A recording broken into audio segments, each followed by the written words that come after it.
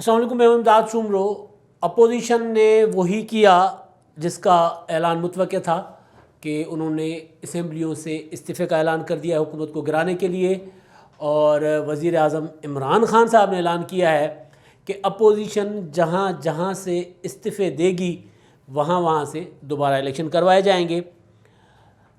इमरान ख़ान एतमाद से खाली थे जब ये बात कर रहे थे, और अपोजिशन की क़यादत पीडीएम मौलाना फजल रहमान और दीगर रहनुमा जब ये ऐलान कर रहे थे, प्रेस कॉन्फ्रेंस कर रहे थे, तो उनका एतमाद जो है वो देखने के लायक था। बहुत पुरएतमाद अंदाज में उन्होंने ये ऐलान किया। हुआ ये है कि इस्लामाबाद में दो मीटिंग्स हुई हैं। एक हुई है पीडीएम की, मौलाना फजल रहमान की ज़ेर सदारत, पीडीएम के सरबराह हैं, जिसमें बिलावल भुट्टो, मरियम नवाज़ और दीगर जितने भी इत्तेहादी हैं वो शरीक हुए। नवाज शरीफ साहब और आसिफ जरदारी साहब ने टेलीफ़ोन पर ज्वाइन किया। उन्होंने इजलास में मुशावरत की, अपने अपने फ़ैसलों से, अपनी अपनी तजावीज़ से इजलास को आगाह किया, और जिसकी रोशनी में ये ऐलान किया गया कि 31 दिसंबर तक अपोजिशन के तमाम अरकान कौमी और सूबाई असम्बली अपने अपने इस्तीफ़े अपनी अपनी क़यादत के पास जमा करवाएंगे, और जिसके बाद जैसे ही पीडीएम इशारा करेगा तो वो इस्तीफ़े जो चले जाएंगे स्पीकर कौमी असम्बली के पास। ये हिकमत अमली और ये ऐलान हुआ अपोजिशन का। और दूसरी जानिब दूसरी मीटिंग थी वज़ीर आज़म इमरान ख़ान ने की ज़ेर सदारत काबीना की एक मीटिंग, और दूसरी उन्होंने मीटिंग की सहाफ़ियों के साथ, कॉलम निगारों के साथ, और जिसमें जो काबीना के इजलास की ख़बर बड़ी दिलचस्प है वो मैं कल आपके सामने गुजारिश करूँगा। उसमें खान साहब को अब अपनी काबीना घेर रही है, अपोजिशन तो घेर ही रही है। अब जो काबीना का इजलास हुआ जिसके अंदर की चीज़ आई है वो मैं कल गुजारिश करूँगा, क्योंकि आज ये ज़रा फोकस है पीडीएम पर इस व्लॉग में। तो लेकिन इतना इशारा मैं दिए जाता हूँ कि काबीना के इजलास में इमरान खान साहब पर चढ़ाई की है। ज़रा महज़िब अंदाज में चढ़ाई होती है, वज़ीर आज़म के ऊपर वज़रा उस तरह चढ़ाई नहीं करते, लेकिन चढ़ाई की है वज़रा ने उनकी पॉलिसियों को लेकर। और वो जो टीम उन्होंने बनाई हुई है खान साहब ने, वो जो नायाब लोग और पता नहीं कहाँ कहाँ से रतन ले आए हैं, उन पर खान साहब पर क्या क्या खान साहब को कहा गया है वो मैं आपको बताऊंगा कल। वापस आता हूँ अब पीडीएम के इजलास पर। पीडीएम के इजलास की खबर आज जो हुआ उसके मुतालिक जो होना था, जिसकी तवक्को थी, ये मैं आपको 4 दिसंबर को बता चुका था कि आसिफ जरदारी साहब को नवाज शरीफ और मौलाना फजल रहमान साहब ने मना लिया है, राज़ी कर लिया है इस्तीफ़ों पर, कि इस हुकूमत को भेजने के लिए अव्वल आखिर हथियार है इस्तीफ़ों का, तो वो इस्तेमाल करना चाहिए। तो वो ख़बर ठीक साबित हुई। काबीना के इजलास में ज़्यादा जो बात रही वो इसी मामले पर रही कि इस्तीफ़े कब दिए जाएँ, कब मुअस्सर होंगे और किस तरह हुकूमत को घर भेजा जाए। तो जो ब्रीफिंग थी मौलाना फजल रहमान साहब ने, एक तरफ बिलावल भुट्टो जरदारी साहब खड़े हुए थे, दूसरी तरफ मरियम नवाज़ और बाकी सारे कायदीन, तो उसमें उन्होंने मुख्तसर ब्रीफिंग दी। कोई ज़्यादा लंबी चौड़ी उन्होंने तमीज़ नहीं बांधी, सीधी सीधी बात बताई कि जलसा जो होगा लाहौर का वो हर सूरत होगा और मीनार पाकिस्तान पर होगा, और 31 दिसंबर तक तमाम अरकान जो हैं अपोजिशन के कौमी और सूबाई असम्बली के, वो इस्तीफ़े अपनी अपनी क़यादत के पास जमा करवाएंगे। फिर उन्होंने एक और बात की कि इमरान खान साहब जो हैं वो, मौलाना साहब के अल्फाज हैं, मैं लेकिन चूँकि ज़ाहिर कोट करना पड़ता है कि पता नहीं किस हालत में, उन्होंने नशे की हालत में, ना जाने किस हालत में वो बैठकर बयान दे रहे हैं, और उन्होंने कहा एनआरओ नहीं देंगे। तो मौलाना साहब ने कहा हम एनआरओ नहीं मांग रहे, हम इमरान खान साहब को एनआरओ नहीं देंगे। इमरान खान साहब मुज़ाकरात के नाम पर, मुज़ाकरात की दावत देकर हमसे एनआरओ मांग रहे, हमने एनआरओ नहीं देना, हमने कोई मुज़ाकरात नहीं करने। और दूसरी जो पीडीएम में हुआ फ़ैसला कि कल स्टीयरिंग कमेटी का इजलास होगा, और स्टीयरिंग कमेटी जो है मज़ीद एहतजाज का जो लाएमल देगी, जिसमें पहिया जाम हड़ताल है, डिविज़नल सतह पर एहतजाजी मुजाहरे हैं, और फिर इस्लामाबाद की तरफ लॉन्ग मार्च की ज़रूरत पड़ी तो वो कॉल उसका फ़ैसला तो ये किया पीडीएम ने। और गिरफ़्तारियों के मामले पर मौलाना फजल रहमान ने दो टोक कहा कि गिरफ़्तारी क्या होती है, हम नहीं डरते गिरफ़्तारियों से। अब पीडीएम तो अपना दे चुकी, पीडीएम ने अपना आखिरी कार्ड जो है वो शो करा दिया है, और पहले भी कराया था। अब ज़रा ज़्यादा अज़म के साथ, ज़्यादा हौसले के साथ, ज़्यादा एतमाद के साथ शो कराया है, और वो इस्तीफ़ों का। और उधर से इमरान खान साहब ने आज उनकी जो मुलाकात हुई काबीना का, मैंने बता दिया कि वो कल मैं बताऊंगा कि काबीना के अंदर क्या हुआ, लेकिन जो मुलाकात उन्होंने की है सहाफ़ियों के साथ, उससे ख़बर ये आई है कि खान साहब बहुत ज़्यादा उनके हौसले पस्त थे, बहुत ज़्यादा पस्ती में थे, और वो कोशिश ये करते रहे पूरी जो सहाफ़ियों के सवालों के जवाब पूरा एतमाद के साथ दूं, मगर क्योंकि सहाफ़ी ज़ाहिर है वो चेहरे पढ़ते हैं और काम ही यही है।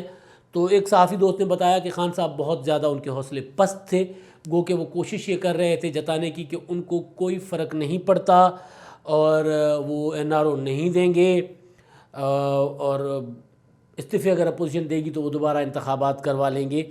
ये सारी चीज़ें खान साहब ने की, और भी बहुत कुछ खान साहब ने सहाफ़ियों के साथ कहा, और उन्होंने वही अपोजिशन पे करप्शन की कहानियाँ और भी बहुत कुछ जो उनका एक पूरा का पूरा नैरेटिव है वो उन्होंने, मेरे साफ़ी दोस्त ने बताया कि वो उन्होंने बयान करने की कोशिश की, लेकिन हौसला नहीं था कहीं से भी नज़र आ रहा, एतमाद नज़र नहीं आ रहा था।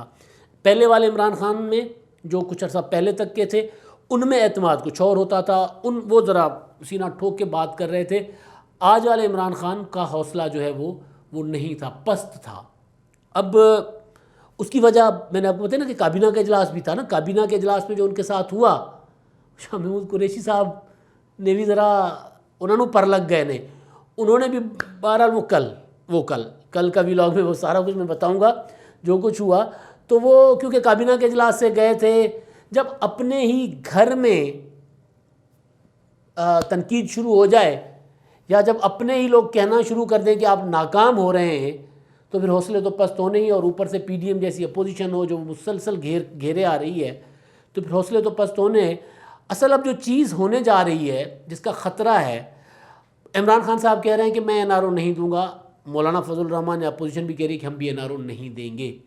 एक चीज़ पर दोनों फरीकैन में यानी हुकूमत में और अपोजिशन में, चलो मैं इसको सादा कर देता हूँ, वज़ीर आज़म इमरान खान में और मौलाना फजल रहमान में ये इत्तफाक है कि एनआरओ नहीं देंगे। इमरान खान साहब कह रहे हैं कि मैं अपोजिशन को एनआरओ नहीं दूंगा, मौलाना फजल रहमान साहब कह रहे हैं कि हम इमरान खान को एनआरओ नहीं देंगे, वो एनआरओ मांग रहे हैं। अब ये एनआरओ जो है, इमरान खान साहब को जब अपोजिशन ने कहा कि मुज़ाकरात कर लें, बैठ जाएं, जो मसाइल हैं वो हल करें, जो इस्लाहात करनी है वो करें।